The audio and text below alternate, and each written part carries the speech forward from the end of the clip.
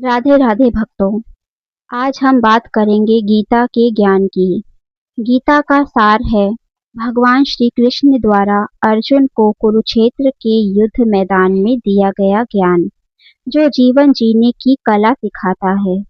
इसका मूल मंत्र है कर्म करो और फल की चिंता मत करो। यह मनुष्य को धर्म, भक्ति और आत्मज्ञान के माध्यम से मोक्ष माया से ऊपर उठकर मोक्ष की ओर प्रेरित करता है। गीता का सार यही है कि कर्म ही धर्म है। व्यक्ति को परिणाम की चिंता किए बिना अपना कर्तव्यों का पालन करना चाहिए। जो कुछ भी होता है वह नियति है। जीवन का सार है, गीता का सार है कि आत्मा अमर है। आत्मा ना कभी मरती है, न पैदा होती है। व्यक्ति केवल एक वस्त्र की तरह है जो बदलता है। इसलिए मृत्यु से भय नहीं होना चाहिए।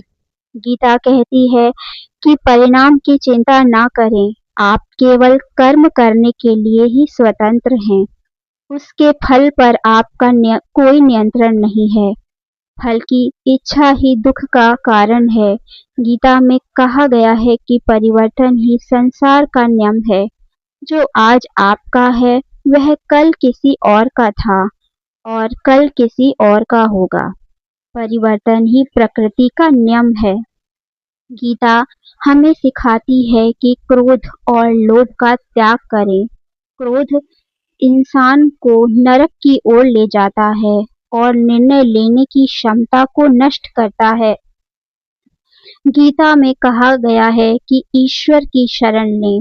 सब कुछ ईश्वर को समर्पित कर देने से ही व्यक्ति को मोक्ष प्राप्त होता है। जीवन के लिए गीता का उपदेश यही है कि निडर रहें। आप बिना किसी कारण के डरते हैं और रोते हैं। हिम्मत न हारें, कितना भी कठिन समय हो। साहस और कर्म के साथ आगे बढ़ें। गीता से संदेह का नाश होता है। गीता ज्ञान से जीवन में उत्पन्न दुविधा और दुखों का अंत होता है।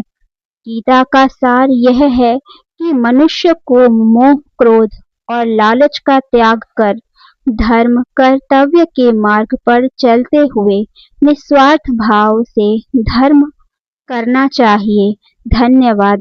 लाइक एंड सब्सक्राइब जरूर करें।